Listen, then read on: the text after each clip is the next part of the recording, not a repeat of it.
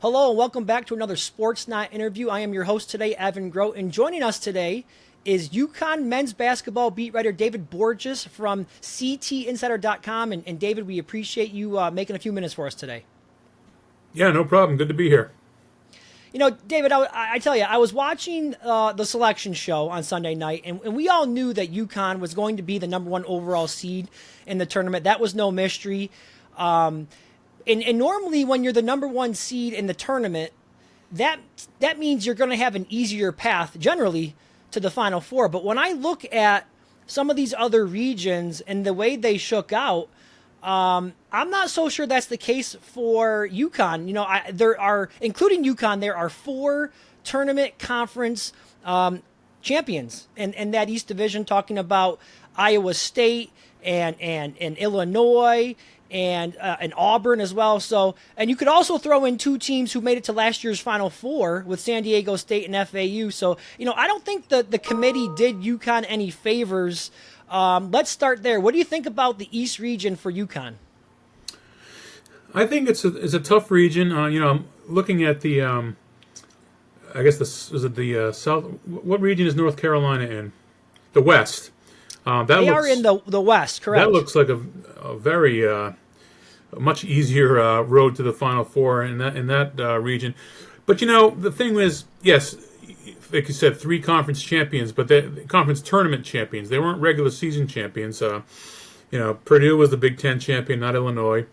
Auburn finished, I think, in like fourth or fifth place in the SEC, and Iowa State, a very good team, but they were not the.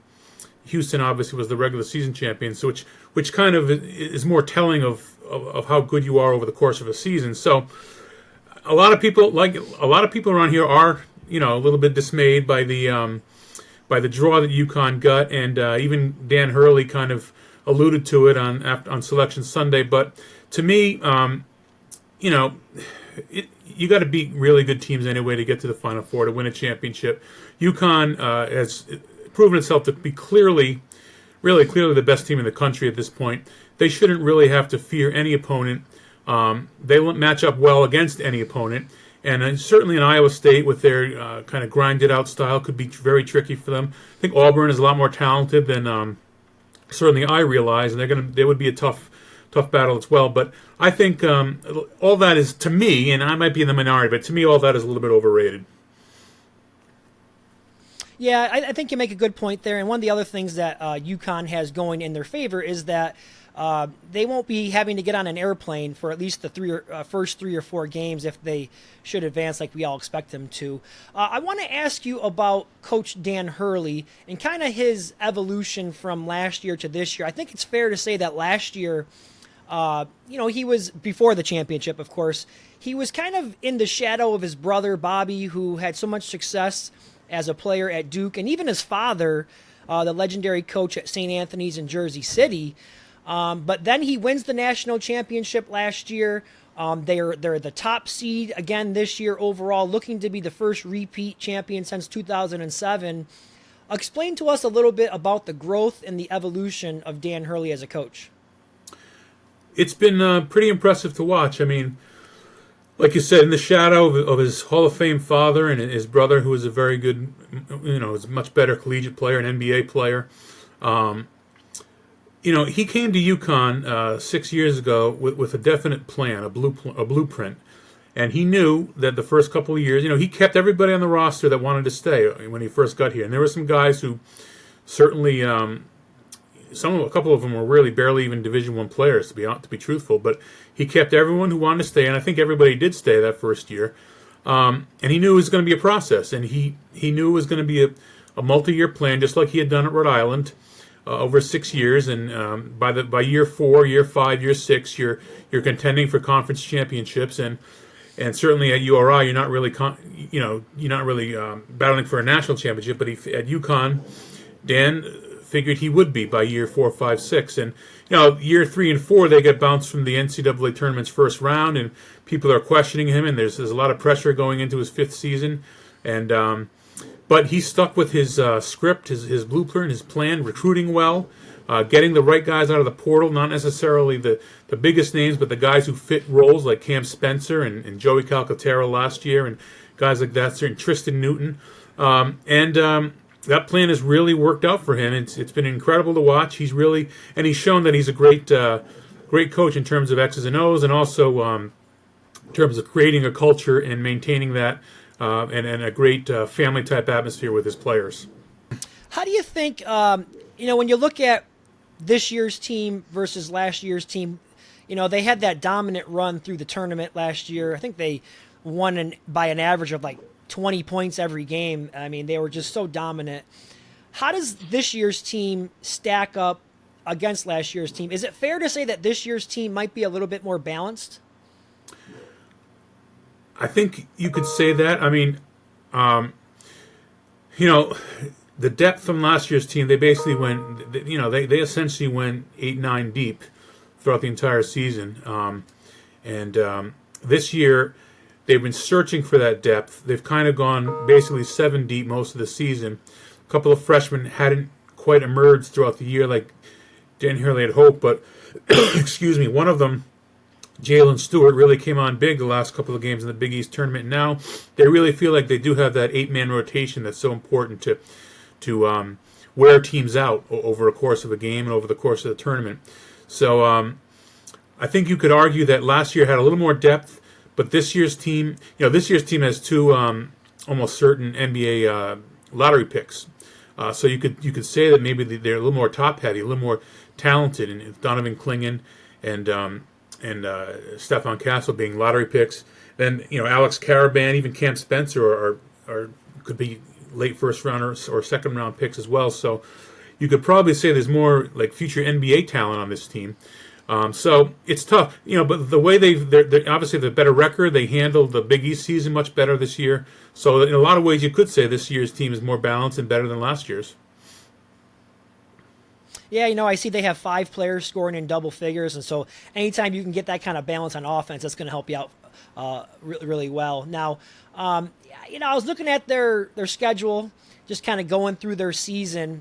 Obviously, they've only lost 3 games this year, one of them being very early on in the year in December to Kansas. They lost another one to Seton Hall. And then the last time they've lost a game was about a month ago in February. To me, it just seems like as good as they are, it seems like they're kind of ripe for a letdown. And when you get into this format of a one and done, I just feel like there's some vulnerability there with UConn. Again, I know how good they are, but they have been so good for so long. Again, I mentioned the dominant run they had in the tournament last year. Is it possible that they could kind of be open for a letdown here in the tournament? Is it possible? Well, sure. Anything's possible. I mean, the thing that kind of cushions them against that is like we talked about, the depth and the 5 guys averaging in double figures. The 6th man off the bench was the 6th man of the year in the Big East, Hassan Diarra. Samson Johnson comes in and is a real good complement as a backup center to Donovan Clingan. And now, as I mentioned, Jalen Stewart's a good 8th man as well. I think that guards them.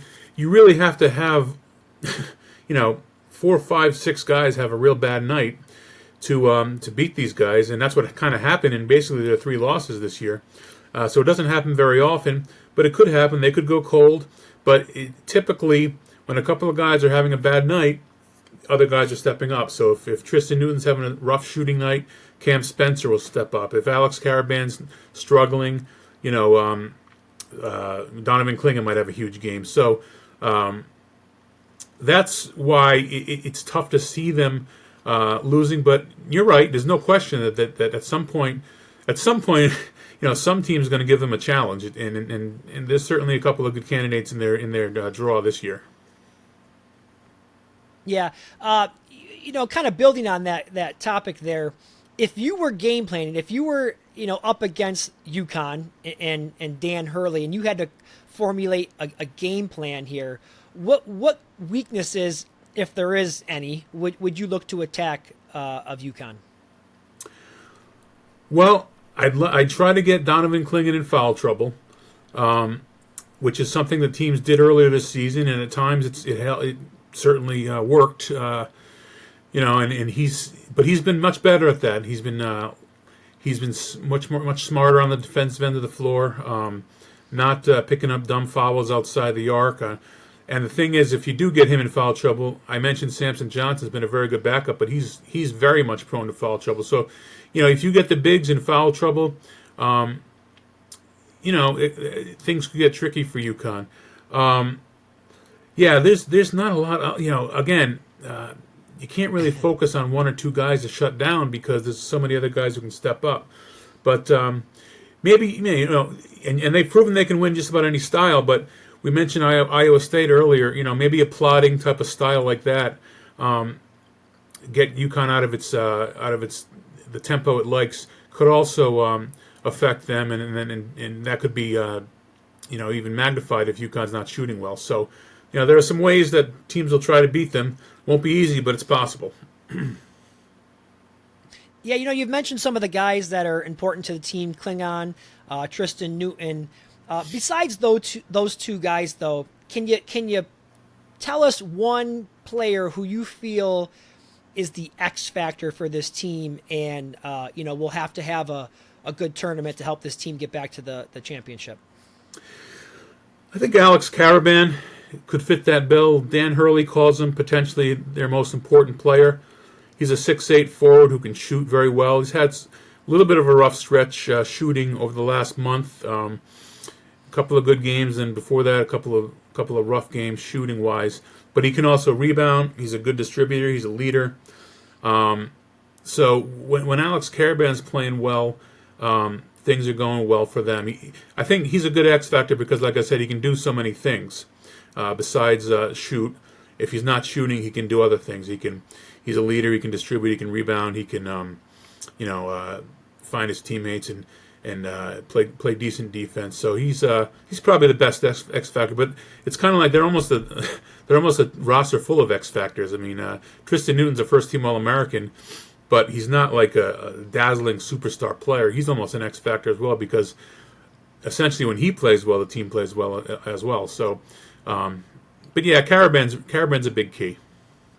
Yep. UConn Huskies 31-3 overall. They enter the tournament as the number 1 overall seed, and many people think they have a very good chance to repeat. We'll have to see how it all shakes out. David Borges from CTinsider.com. We thank you for the time, and we hope you enjoy the tournament. All right, Evan. Thanks. Good talking to you.